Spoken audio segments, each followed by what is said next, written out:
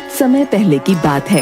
एक गांव में रतन नाम का एक बेहद गरीब किसान अपनी पत्नी झुमरी और अपनी 15 साल की पुत्री साक्षी के साथ रहता था। एक दिन झुमरी रतन से बोलती है, आखिर ऐसे कब तक चलता रहेगा जी? हमारी बिटिया 15 साल की हो गई है। कुछ समय बाद उसके हाथ पीले करने का समय आ जाएगा। मैं तुम्हारी बात समझता हूँ झुमरी, तुम चिंता मत करो। मैं आज से खेत में दिन रात काम करूँगा। तुम्हारी मेहनत करने से क्या फायदा? तुम्हारी सारी फसल तो जमींदार ले लेता है। इतनी मेहनत करने के बावजूद हम सबको 2 वक्त का पेट भर भोजन भी नसीब नहीं होता। काश हमारा कोई पुत्र होता तो हमारे बुढ़ापे का सहारा बनता। ईश्वर पर भरोसा रखो, सब कुछ ठीक हो जाएगा। इतना बोलकर रतन अपने खेत पर चला गया और मेहनत से खेत पर हल चलाने लगा। रतन को हल चलाते हुए कुछ ही समय हुआ था कि तभी गांव का जमींदार आ धमका। अब तुम्हें खेत में मेहनत करने की कोई जरूरत नहीं है रतन। मैं आपकी बात का मतलब नहीं समझा जमींदार साहब। अगर मैं मेहनत नहीं करूंगा तो अपने परिवार का पेट कैसे पालूंगा? मैं तुम्हें मेहनत करने से नहीं रोक रहा। तुम्हें मेहनत करनी है तो जाकर दूसरे के खेत में मेहनत करो, मेरे खेत में नहीं। ये क्या कह रहे हैं आप? मैं अपने ही खेत में तो काम कर रहा हूँ, ये मेरा ही खेत है। ये अब तुम्हारा खेत नहीं, ये तुम्हारा खेत था, अब ये मेरा खेत है। तुम्हारी याददाश्त शायद कमजोर हो गई है रतन। कुछ समय पहले तुमने मुझसे कर्ज लिया था जो तुम अभी तक चुका नहीं पाए हो। झूठ मत बोलिए जमींदार साहब, हर साल मेरी लगभग सारी फसल तो आप ले जाते हैं, लेकिन आपका जो कर्जा है वो चुकने का नाम ही नहीं ले रहा। वाह, लेते हुए तो बड़ा मुस्कुराते हुए गए थे और देते समय आंखें दिखा रहे हो। अब तक मैं जो भी फसल ले गया हूँ वह सब ब्याज थी। जब तक तुम मेरी असल नहीं चुका देते तुम अपने खेत में काम नहीं कर सकते। अब तुम यहाँ से जा सकते हो। किसी माई के लाल में अगर हिम्मत है तो मेरे खेत से मुझे निकाल कर दिखाए, सारी दादागिरी खत्म कर दूंगा उसकी। अच्छा, क्या कर लोगे तुम? अपनी पुत्री को लड़ने के लिए बुलाओगे? क्योंकि तुम्हारा कोई पुत्र तो है नहीं जो तुम्हारे लिए हमसे लड़ने आएगा। तभी जमींदार के बगल में खड़ा हुआ उसका साथी संपत रतन से बोला, यहाँ से चले जाओ रतन, तुम्हें आखिरी चेतावनी दे रहा हूँ। मुझे तुम पर हाथ उठाते हुए अच्छा नहीं लगेगा, लेकिन अगर तुम जिद करोगे तो मजबूरन मुझे वह तरीका अपनाना पड़ेगा जो तुम्हें अच्छा नहीं लगेगा। जाता हूँ, लेकिन मैं चुप नहीं रहूंगा। मैं इसकी शिकायत महाराज से जरूर करूंगा। इतना बोलकर रतन आंखों में आंसू लिए वहाँ से चला गया। दोपहर के समय घर पर अचानक रतन को देखकर रतन की बीवी चौंक पड़ी। क्या हुआ जी? आज आप समय से पहले खेत से घर वापस कैसे आ गए? और आपकी आंखों में आंसू क्यों? उस नामुराद जमींदार ने हमारा खेत भी हमसे छीन लिया।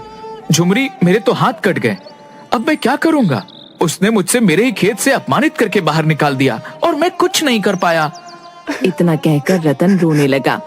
तभी उसकी पुत्री साक्षी वहाँ आ गई। पिताजी, आप रोइए मत पिताजी, मैं जानती हूँ आप सिर्फ मेरी वजह से चिंतित हैं। ये सब मेरी वजह से हो रहा है। ये तुम कैसी बातें कर रही हो बेटी? सही कह रही हूँ माँ, आप दोनों को हमेशा मेरे हाथ पीले करने की चिंता खाई जाती है। कभी कभी मैं सोचती हूँ कि अगर मैं पैदा ही ना होती तो शायद आप दोनों इतना दुखी ना होते। ऐसा मत कहो बेटी, तुम तो हमारे लिए हमारी जान हो। अगर मेरा कोई भाई होता तो उस जमींदार की इतनी हिम्मत नहीं होती कि मेरे पिता को अपमानित करके उनके ही खेत से बाहर निकाल देता। इतना बोलकर साक्षी रोती हुई दूसरे कमरे में चली गई। रतन रात भर गहरी सोच में डूबा रहा। अगले दिन रतन गांव के मुखिया के पास गया। क्या बात है रतन, आज सुबह सुबह मेरे घर? सब कुछ ठीक तो है? आप तो जानते हैं मुखिया जी कि मैंने कुछ समय पहले जमींदार से कुछ धन कर्ज में लिया था। हाँ हाँ, तुम्हारे बारे में सब जानता हूँ। तुमसे मैंने मना भी किया था कि उससे कर्ज मत लो। रतन, जमींदार से सिर्फ तुम ही नहीं बल्कि वह हर व्यक्ति परेशान है जिसने उससे कर्जा ले रखा है। मैंने सुना है मुखिया जी कि आपका राजमहल में आना जाना लगा रहता है। क्या आप मुझे अपने साथ राजमहल लेकर जा सकते हैं? तुम राजमहल जाकर क्या करोगे रतन? आखिर तुम क्या सोच रहे हो? मैं जमींदार की शिकायत महाराज से करूंगा। उन्हें बताऊंगा कि किस तरह से जमींदार ने मेरे साथ बेईमानी करके मेरे ही खेत से मुझे निकाल दिया है। रतन, मुझे तुमसे पूरी हमदर्दी है, पर तुम राजमहल जाना चाहते हो तो मैं तुम्हें ले जा सकता हूँ और तुम्हें दरबार में राजा से भी मिलवा सकता हूँ, लेकिन वहाँ कुछ होने वाला नहीं है। मैं कुछ समझा नहीं मुखिया जी। क्योंकि महाराज और जमींदार की बहुत अच्छी दोस्ती है। जमींदार ने महाराज की आंखों में भी झूठ और विश्वास की पट्टी बांध रखी है। महाराज उस पर बहुत विश्वास करते हैं। वह तुम्हारी बात पर विश्वास नहीं करेंगे। हो सकता है तुम्हें उल्टी सजा देकर कारागार में बंद करवा दें। अगर ऐसा हुआ तो तुम्हारे परिवार का क्या होगा रतन? क्योंकि तुम्हारा कोई पुत्र भी नहीं है जो तुम्हारी पीठ पीछे तुम्हारे परिवार को संभाल सके। तो फिर अब मैं क्या करूं? देखो रतन, मेरे भी बहुत से खेत हैं। तुम चाहो तो अपने परिवार के साथ मेरे खेत में काम कर सकते हो, और जितना मैं और मजदूरों को काम करने का धन देता हूँ उनसे तुम्हें थोड़ा ज्यादा दे दूंगा। इससे ज्यादा मैं तुम्हारे लिए कुछ नहीं कर सकता।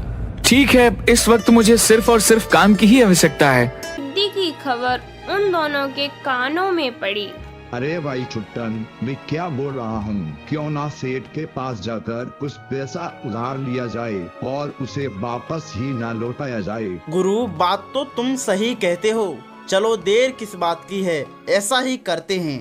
यह सोचकर दोनों सेठ की हवेली पर पहुँचे और सेठ से कहने लगे, सेठ जी, हम बहुत दूर गांव से आए हैं। पिछले साल अकाल पड़ने के कारण हमारे खेतों में अन्न का दाना भी नहीं है। इस बार फसल अच्छी होने की आशा है, इसलिए आपके पास कुछ पैसे उधार लेने आए हैं। अरे भैया, मैंने कर्ज मांगने का कारण तो पूछा ही नहीं। बस आप इतना बताओ, आपको धन कितना चाहिए और कब तक लौटा दोगे? सेठ जी, हमें 10,000 रुपए चाहिए।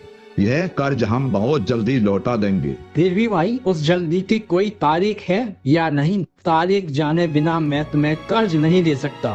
सेठ की तारीख वाली बात सुनकर दुख भरे स्वर में बोला, सेठ जी, कर्ज तो कर्ज ही होता है। यदि इस जन्म में नहीं तो अगले जन्म में दे ही देंगे। तब अगले जन्म में ही दे देना। मुझे तुम्हारी बात पर पूरा विश्वास है। मुंशी जी, इनके नाम का खाता खोलकर इन्हें 10,000 रुपए दे दो और यह लिख लो कि ब्याज समेत यह रकम अगले जन्म में लौटा देंगे। मुंशी जी, व्रत में अपनी टांग बीच में ना रखो। जैसा मैंने कहा वैसा ही करो। ठीक है सेठ जी। सुंदर और महेश ने सेठ के मुंशी के पास जाकर रुपया ले लिया। लिखा पढ़ी करके खाते पर हस्ताक्षर कर दिया। दोनों ठग रुपया पाकर बड़े ही प्रसन्न थे। उन्होंने बिना गिने ही रुपया जेब में डाले और सेठ को धन्यवाद देकर वहां से चलते बने। उनके वहां से जाते ही सेठ का मुंशी सेठ के पास आया और कहने लगा, सेठ जी, आप जानते हैं कि वे रुपया लौटाने के इरादे नहीं रखते और इस कागज के अनुसार